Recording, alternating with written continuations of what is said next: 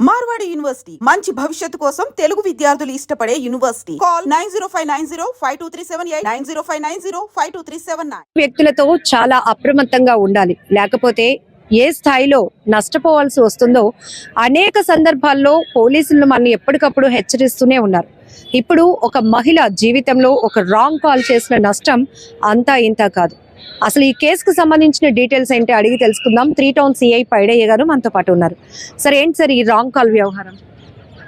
అక్షయ్ కుమార్ అని చెప్పేసి శ్రీకాళహస్తి తిరుపతి అతను ఈ బాధితురాలికి ఫోన్ చేయడం జరిగింది.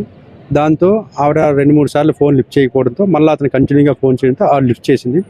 ఆ రకంగా ఆవిడతో పరిచయం పెంచుకొని ఆవిడతో మాట్లాడి అవన్నీ కూడా రికార్డ్ చేసి ఆవిడని బ్లాక్మెయిల్ చేసి ఆవిడ దగ్గర అంచెలంచెలుగా సుమారుగా 3 నుంచి 4 కోట్ల రూపాయల వరకు account transfers and by hand కూడా ఇవ్వడం జరిగిందని చెప్పి, అలాగే 800 గ్రాముల వరకు గోల్డ్ కూడా ఇచ్చామని చెప్పేసి ఆవిడ చెప్తుంది.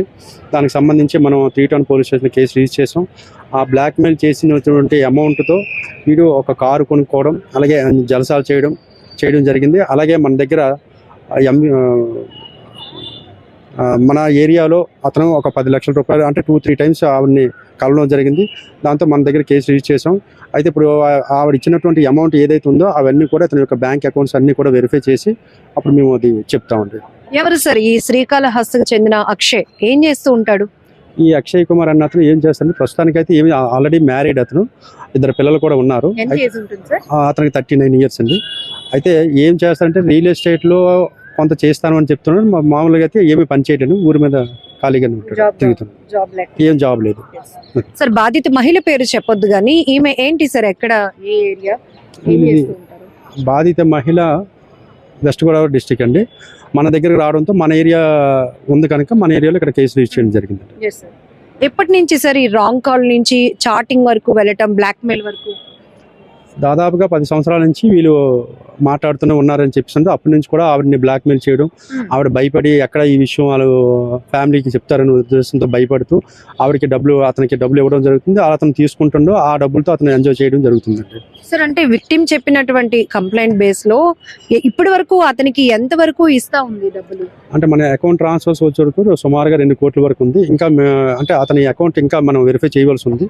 ఆ లెటర్స్ అవి పెట్టామండి. అవి బ్యాంక్ నుంచి లెటర్స్ వచ్చిన తర్వాత మనం ఫుల్ ఫ్లెడ్జ్డ్గా వెరిఫై చేసి చేస్తాం.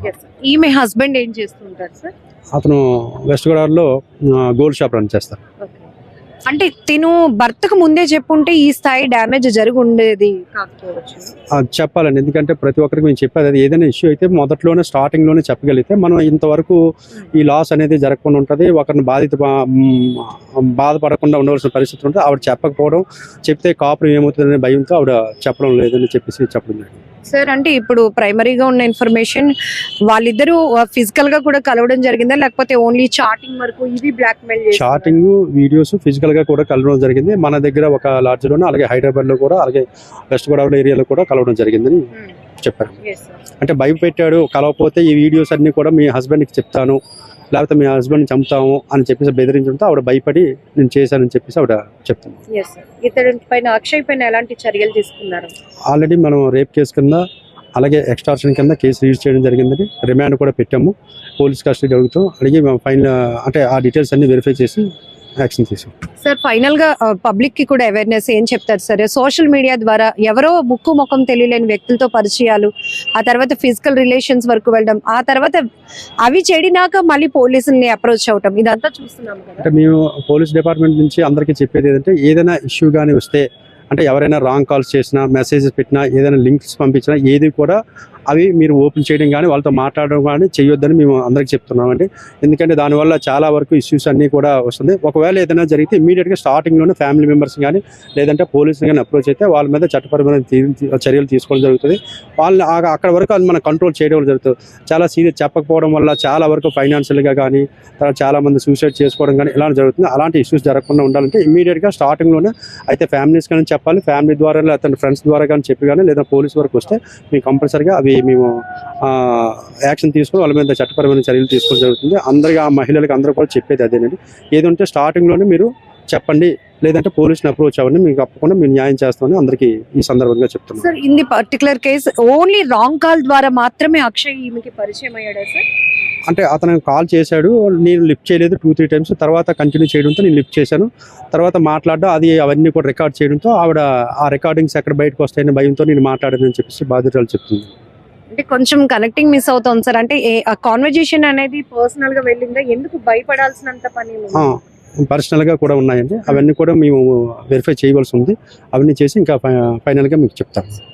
ఇక్కడ సిఐ గారు చెప్పినట్టు ఈ మధ్య కాలంలోనే కాదు, గత కొన్నాళ్ళుగా మనం చూస్తున్నాం అపరిచిత వ్యక్తులతో ఎంత అప్రమత్తంగా జాగ్రత్తగా ఉండకపోతే వాళ్ళే మంచి మాటలతో కనెక్ట్ అయ్యి ఆ తర్వాత ఏ స్థాయిలో బెదిరింపులకు పాల్పడుతున్నారో పూర్తిగా వాళ్ళని ముంచేయడానికి ట్రై చేస్తూ ఉన్నారు.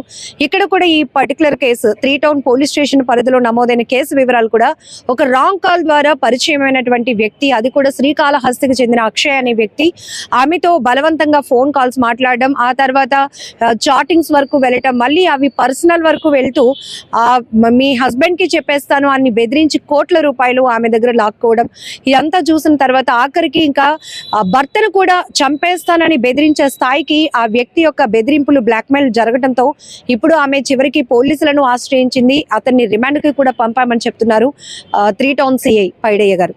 కెమెరా పర్సన్ శేఖర్ తో లక్ష్మి, ఐ డ్రీమ్ వైజాగ్.